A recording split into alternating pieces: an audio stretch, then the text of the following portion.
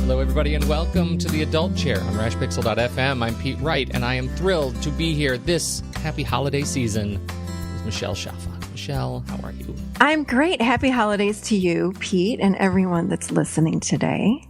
It's not snowing yet. I know there are places in the country that are snowing, but it is torrential rains right now, and so it doesn't feel very holiday-ish. I saw that there's is it true there's 30-foot waves coming toward San Francisco up to Seattle? That's the word. That's the word. Insane. We're still pretty far from the coast where I am, so. Yeah, but still, that's crazy what's happening over there on the West Coast. El Nino, the cold hand of Neptune, reaching up from the depths. That's what we call it. Wow. We are talking today about the holidays, de-stressing during the holidays, and you have a fantastic meditation. Before we talk about that and introduce that, make sure to head over to theadultchair.com to learn more about this show. You can subscribe for free. You can sign up to the mailing list and get notified every time a new episode hits, or you can find us in iTunes and your podcast application of choice with a quick search for The Adult Chair. We would love you to join the conversation on Facebook or Twitter and call us. Leave us a message with your thoughts at 931-463-3813. You can get your voice on this show. We would love to hear how you are navigating the holidays. All right, so here we are. We're going to be. You have already recorded a holiday meditation. Tell us about it. Well, it started out in probably the second week in November when I started hearing from my clients how stressed out they were. It's because they started hearing holiday music already. Actually, isn't it crazy? I started hearing it. I was in Lowe's or Home Depot and I heard it Halloween. Yeah. They're not supposed to do that. They have broken wait, something. is that Jingle Bells I'm hearing? It's kind of crazy. We laugh about it, but that is a stressor for me. You just took the words out of my mouth. It is. It really signals the brain uh-oh, you better get ready. I'm already late. They're telling me I'm late for whatever it is I'm doing. I'm already late for it. Exactly. Yeah, you better you got so much to do. So I started hearing that, and that's probably why I never even thought about that. But yeah, even the holiday music we hear so early in the year, it starts getting that anxiety amped up, and stress levels start to raise up. And then we've got to drive or fly or go wherever for Thanksgiving, and that stresses people out. And we've got, we're with all these people that we may or may not like, and in-laws. And so it starts getting amped up then. And I kept asking people, I'm like, well, what are you doing to de-stress? How are you relieving this anxiety you're feeling? Or what are you doing around the holidays? And people, I don't know, I'm going out with my friends, I'm, having a little extra wine. Or I said, no. What are you doing just for you? How do you bring yourself back to balance? And a lot of people just don't know exactly how to do that. So I created this meditation, and it is specifically to relieve anxiety and worry and stress. And of course, it's wonderful to use now, but it's really one. I didn't make it specific to the holidays, but it's very applicable to the holidays. But you can use it all year long.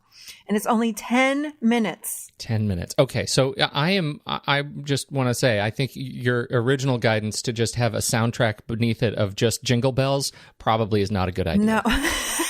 Did I misinterpret that instruction? Yeah, it's a little bit of a trigger for people. Neighing reindeer, is that not? That's not probably a thing? Not the best thing. Okay, Yeah. All right, duly noted. But what's really funny is not funny. It's ironic is when I ask people, so, have you thought about doing some meditation or breath work or things like this in order to relieve your anxiety or stress during the holidays? I go, well, I just don't have time. I mean, how long of a list I have, and I'm just so stressed. And when am I supposed to find time to add that on to my day? Mm-hmm. And it's counterintuitive not to meditate. I'm like, we must meditate.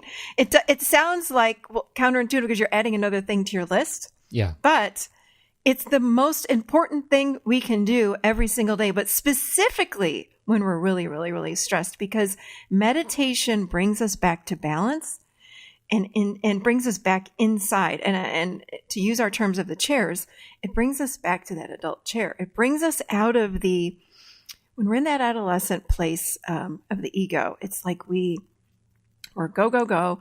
We are reacting to everything. We feel more controlling than normal. We live in those absolutes, like I always have to do this or I never do that. And I got to get it done right now. There's no waiting. Okay. And all of these things, it jacks up our stress level on the inside. Our blood pressure goes up. All of the things that meditation can help with, it gets amped up over the holidays. So I ask people, just meditate for just even 10 minutes. And then the next thing people say to me is, or even 2 minutes a day, do something for yourself.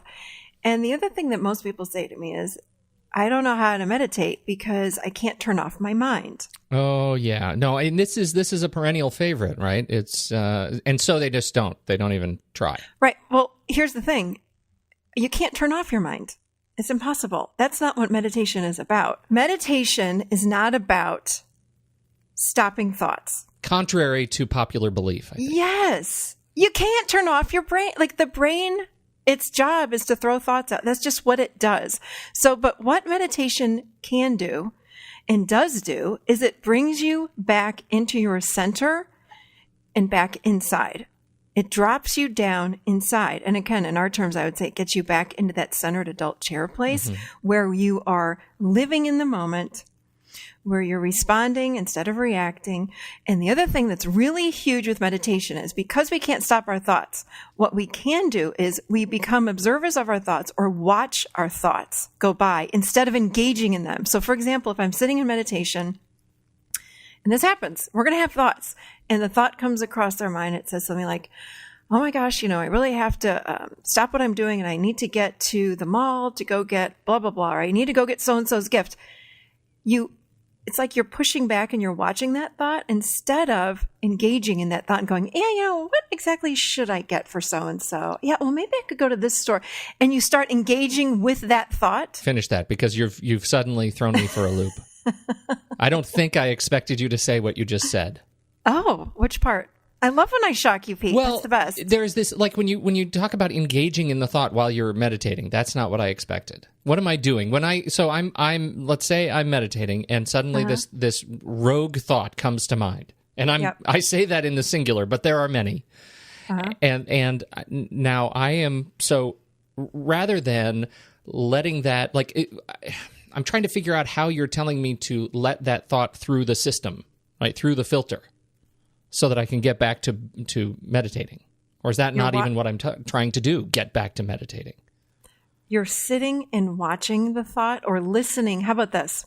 You're listening to the thought, but not engaging with the thought. So give me an example of what one of your thoughts would be.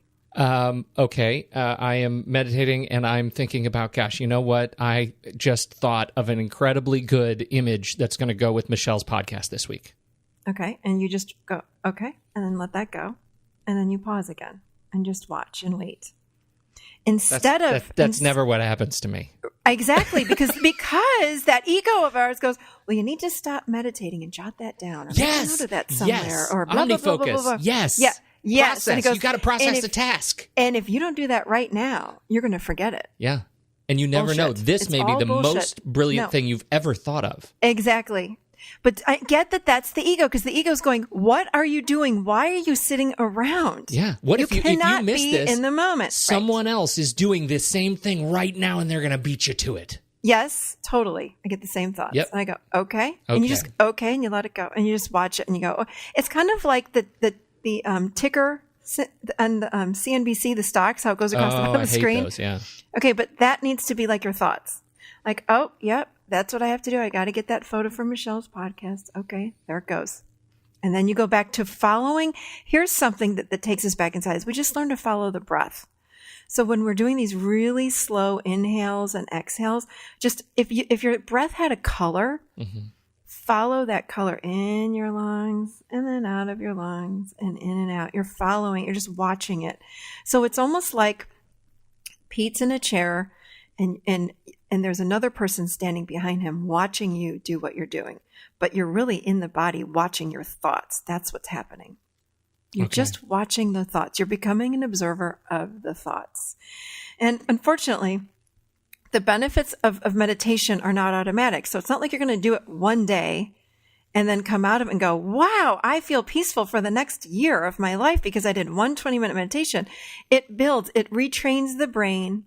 It retrains the mind to slow down. It retrains the mind and the body to know that, you know what, it is okay if I'm not doing anything and I'm just being present moment for a moment. So it's taking those thoughts and it's kind of putting them on a shelf. And what I have found is doing meditation for a long time, off and on, and I've not been like every single day of my life for the next 10 years. I definitely have weeks where I don't do anything and then I get right back to it for maybe weeks or months, and then I kind of fall off and then I go back to it. I try to do it every day.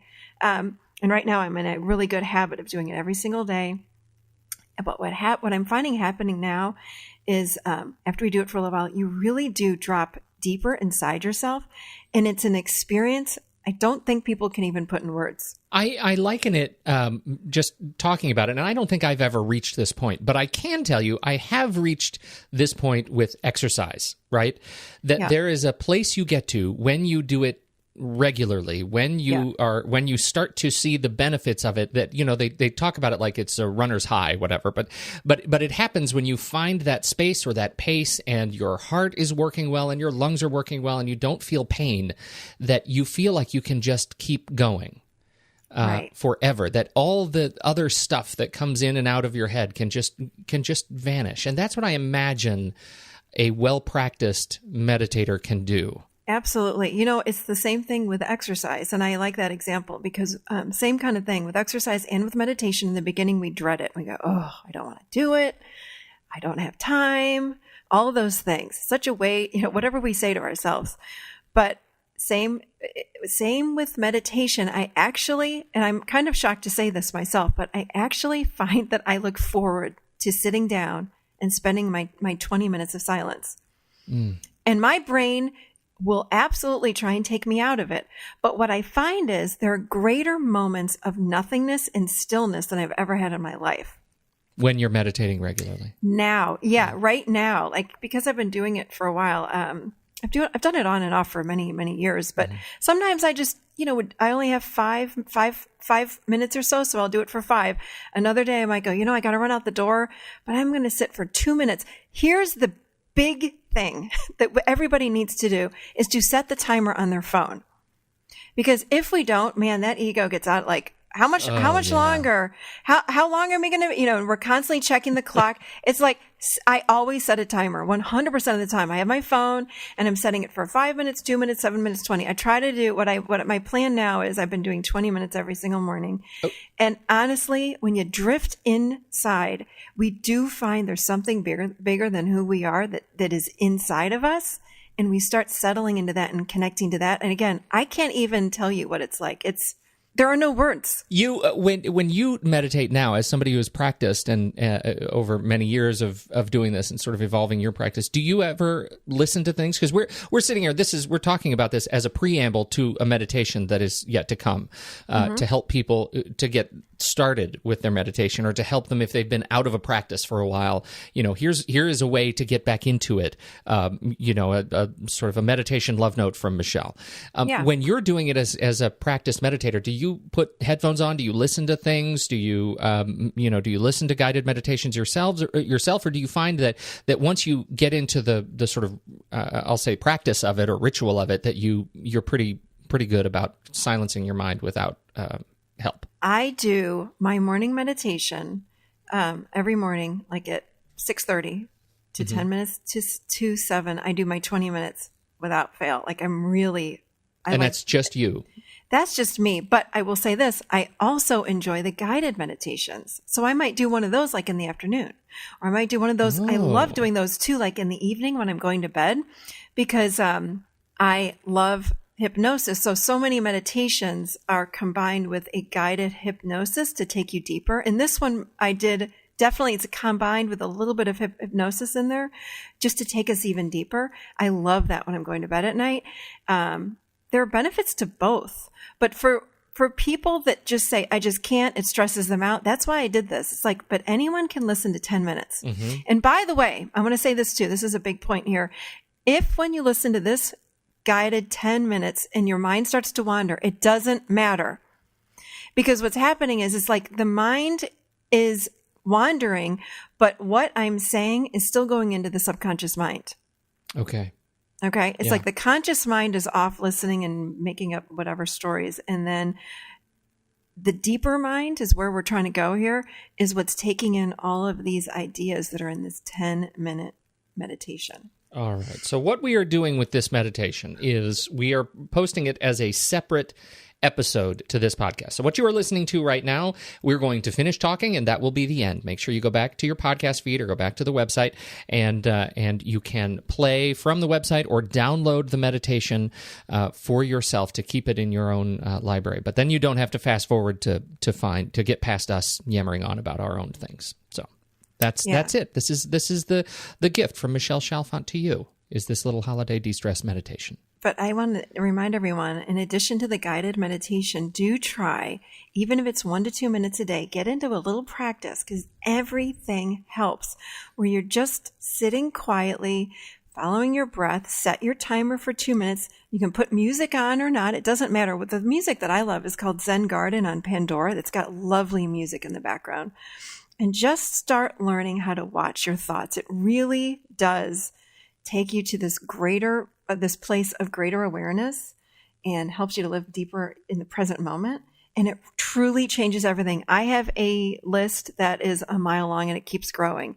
And when I did my meditation this morning, it just, like when I was done, I just felt like, oh, I can do this. That's not a big deal. I'm going to prioritize. Like I went from stress to when I was done, I was like, oh, well, this is easy. Yeah, I can get it all done. So, oh, that's great. It's such a beneficial thing. So, I just had a thought. You know what we can do? You mentioned Pandora, which is fantastic. We'll post a link to the Zen Garden playlist in Pandora in the show notes for this. But you know what else I thought?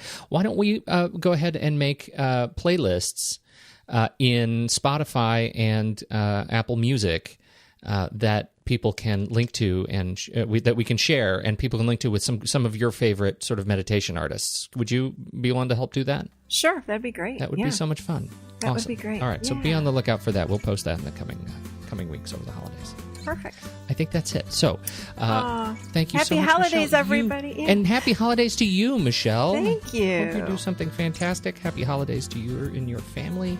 And to all of our listeners, thank you so much for downloading and listening to this show all year long. And we're very much looking forward to a great 2016. So we're planning right now and can't wait to share some of the great conversations and interviews we have coming up.